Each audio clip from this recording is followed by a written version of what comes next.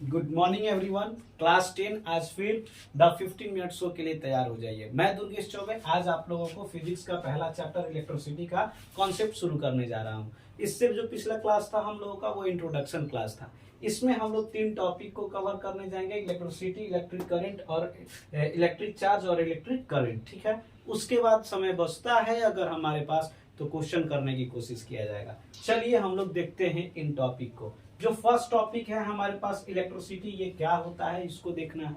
इसके लिए लिखा गया है the most convenient form of energy to used at a school, college and industry to run the electric appliances. यानी कि ये हमारे लिए बहुत ही सहूलियतपूर्ण की एक ऊर्जा होती है जो हमारे घरों में, स्कूलों में, बड़े बड़े फैक्ट्रियों में हमारे पास क्या विद्युतीय मशीन चलाने के लिए जिम्मेदार होती है।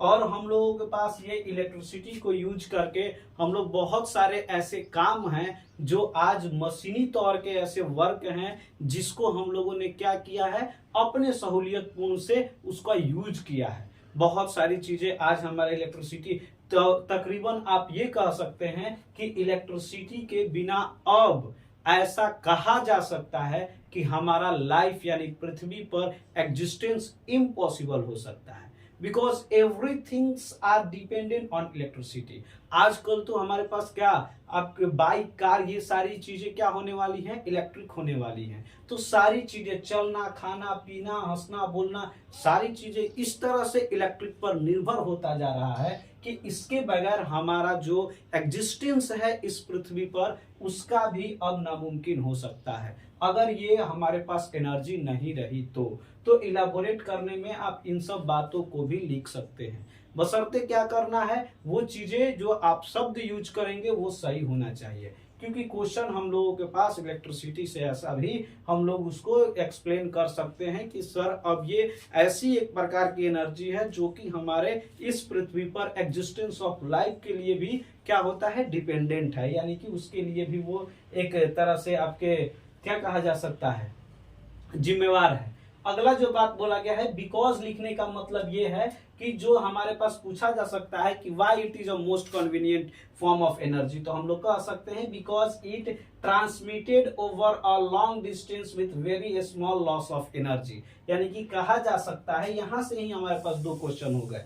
तो अगला जो हमारे पास बात है कि ये मोस्ट कन्वीनियंट क्यों है, ये हमारे लिए सहूलियतपूर्ण क्यों है, तो कह रहा है कि इसको हम लोग ट्रांसमिटेड यानी कि बहुत दूर दराज से भी आसानी से इसको ट्रांसमिटेड यानी कि क्या कह सकता है, ट्रांसफर किया जा सकता है बहुत ही कम लॉस ऑफ एनर्जी में। यानी कि ऊर्जा उसका कम खपत होगा और इसको आसानी से हम लोग बहुत ही दूर दराज से लेके आ सकते हैं। ठीक है, अगला जो हमारे पास बात है, it can be supplied even at a location far away from a generation. यानी कि जहां से इलेक्ट्रिसिटी का उत्पाद किया जाता है वहां से लेके बहुत दूर दूर तक हम लोग आसानी से इसका क्या कर पाए हैं, ट्रांसमिशन कर पाए हैं, और उसमें जो हमारा लॉस ऑफ एनर्जी है वो बहुत ही कम होता है। That's why it's called a most convenient form of energy. और ये आपके पास ये शब्द के अलावा और भी लिखा जा सकता है कि सर आज के ये क्या कह सकते हैं, मॉडर्न युग में इलेक्ट्रिसिटी हमारे लिए बहुत ही बड़ी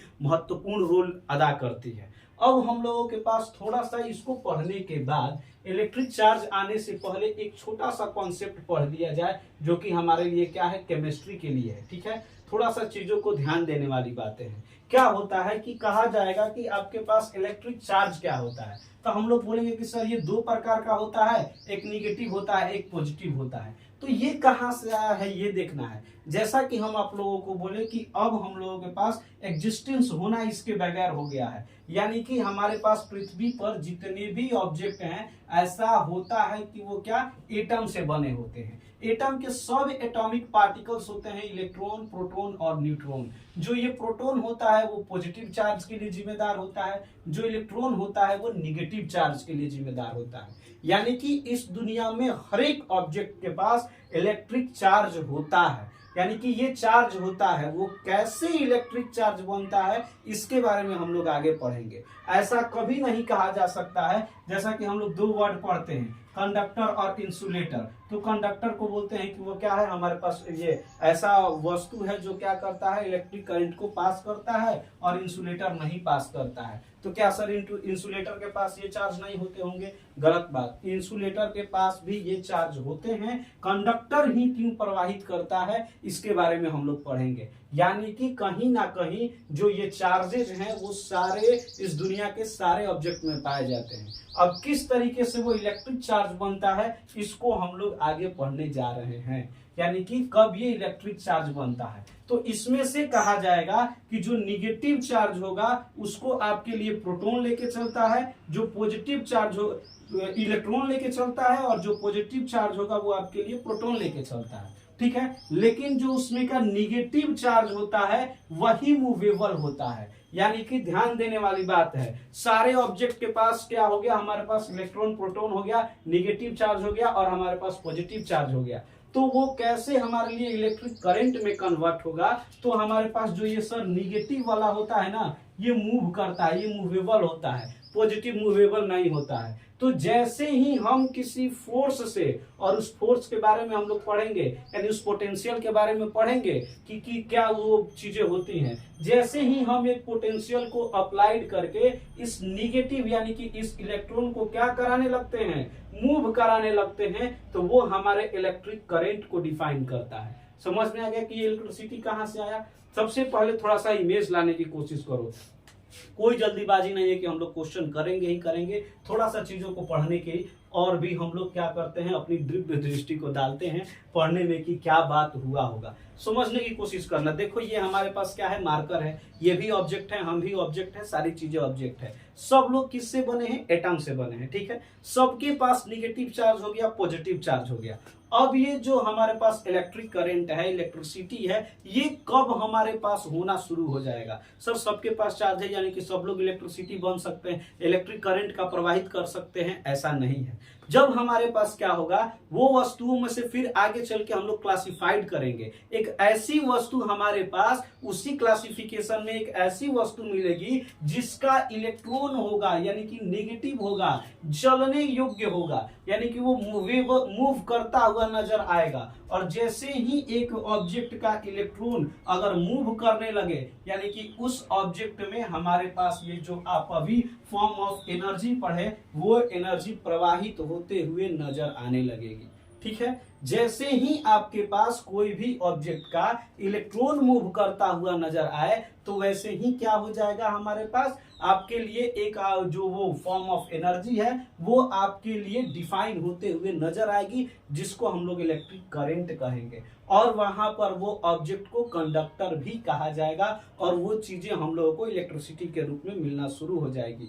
वो एनर्जी जो क्या हो रहा है, ट्रांसफर हो रहा है, वो अब एनर्जी हमारे स्कूल, कॉलेजेस और इंडस्ट्रीज में इन एप्लायंसेस को चलाने के लिए मजबूर हो जाएगा। और ऐसे हमारे पास ऑब्जेक्ट कौन होते हैं? यूजुअली ये मेटल कहे जाते हैं। और भी ऑब्जेक्ट है, जैसे कि हमारा बॉडी भी क्या होता है, कंडक्टर माना जाता है। तो और भी ऑब्जेक्ट है, वो अलग बात है, लेकिन यूजुअली जो मेटल होते हैं इन्हीं का इलेक्ट्रॉन मूवेबल होता है, और तकरीबन इन्हीं में इलेक्ट्रिक करंट आसानी से पास करता है। किसी में बहुत बेहतरीन तरीके से पास करता है, किसी में कम पास करता है। वो किस पे डिपेंड करता है, तो आगे चल के हम लोग एक वर्ड पढ़ेंगे जिसका नाम होता है रेसिस्टेंस। ये भाई साहब हम लोग को क्या पढ़ाएंगे कि किस तरीके से इलेक्ट्रिक करंट या फिर कोई ऑब्जेक्ट अपने आप को इलेक्ट्रिक करंट का प्रवाहित यानी कि कंडक्टर बनाने में उसका सबसे बड़ा रोल रेसिस्टेंस निभाएगा। अगर रेसिस्टेंस ज्यादा है तो वो आदमी थोड़ा क्या करेगा, कम अपने आप को कंडक्टर साबित करेगा, लेकिन रेसिस्टेंस कम होगा और आसानी से इलेक्ट्रॉन फ्लो करने लगेंगे, तो वहां पे वो चीजें एकदम सुपर कंडक्टर या फिर कंडक्टर के रूप में भी दिखेगा। इसका क्या होता है, जो हमारे पास इलेक्ट्रिक चार्ज होता है, इसका हम लोगों के पास ऐसा यूनिट होता है कूलम, यानी कि एक, और इसको हम लोग डिनोट करते हैं किससे, सी से करते हैं। अब यहाँ पे देखो हम क्या बोले, चार्ज। चार्ज कहने का मतलब क्या, हमारे पास इलेक्ट्रॉन और प्रोटॉन। तो ये जो 1 कूलम होता है उसमें हमारे पास 6.24 इंटू 10⁻18 इलेक्ट्रॉन्स होते हैं। सर प्रोटॉन्स की बात क्यों नहीं की गई? क्योंकि सर प्रवाहित होने के लिए कौन रेडी है? निगेटिव रेडी है, इसीलिए। और निगेटिव को कौन लेके चलता है? इलेक्ट्रॉन को लेके चलता है, इलेक्ट्रॉन लेके चलता है। इसीलिए कूलम को डिफाइन करने के लिए हम लोग किसका मैग्नीट्यूड रखे हैं? इलेक्ट्रॉन का मैग्नीट्यूड रखे हैं। और इलेक्ट्रॉन कितना होता है एक कूलम में? तो 6.24 इंटू 10⁻18 इलेक्ट्रॉन। ये क्वेश्चन आपके जिंदगी में अब कभी भी आपसे दूर नहीं जाएगा। ये सवाल एसएससी हो, कहीं भी हो, एयरफोर्स हो, कुछ भी हो, ये सवाल हम लोगों से तकरीबन 1 मार्क्स में पूछ ही लेता है। यानी जनरल साइंस का सबसे बेहतरीन क्वेश्चन है ये, और इसको अपने पास रख लीजिएगा कि एक कूलम में कितना इलेक्ट्रॉन होता है। और इलेक्ट्रॉन को ही क्यों रखा गया ये हम आपको बता दिए, because electron is a charge carrier, negative charge carrier, और निगेटिव ही हमारा इलेक्ट्रिक करंट को डिफाइन करता है। बिकॉज ऑफ दैट हम लोग यहाँ पे इलेक्ट्रॉन को क्या किए हैं? रखे हैं। अब हमारे पास क्या मिला? इलेक्ट्रिक करंट मिला। सर कब मिला? जब इलेक्ट्रिक, जैसे ही हमारे पास इलेक्ट्रॉन मूव होने लगा तो हम लोगों को इलेक्ट्रिक करंट मिला। और ये इलेक्ट्रिक करंट के बारे में अब हम लोग पढ़ेंगे। तो कह रहा है कि इलेक्ट्रिक करंट तब डिफाइन होगा जब इलेक्ट्रिक चार्ज एक बॉडी से दूसरे बॉडी कंडक्टर के थ्रू चलना शुरू कर देगा। और ये इलेक्ट्रिक चार्ज कहने का मतलब कौन? इलेक्ट्रॉन, यानी निगेटिव चार्ज। जैसे ही निगेटिव चार्ज एक बॉडी से दूसरे बॉडी तक कंडक्टर के थ्रू चलना क्या करें, अपने वहां पे चलना शुरू कर देता, हम लोग इसको क्या बोलते हैं? इलेक्ट्रिक करंट बोलते हैं। अब ये इलेक्ट्रिक करंट में भी हम लोग का एक करंट होता है, तो कहा जाता है the magnitude of electric current, यानी कि कितना इलेक्ट्रिक करंट है, वहां पे कितने इलेक्ट्रॉन्स प्रवाहित हो रहे हैं। और इसका जो मैग्नीट्यूड होता है वो क्या होता है? करंट होता है। और इसको निकालने के लिए कि कितने हमारे पास वो करंट है, फॉर्मूला होता है Q/T, यानी कि चार्ज अपॉन टाइम। कितना चार्ज हमारे पास एक सेकेंड में, कितने चार्ज फ्लो हो रहे हैं,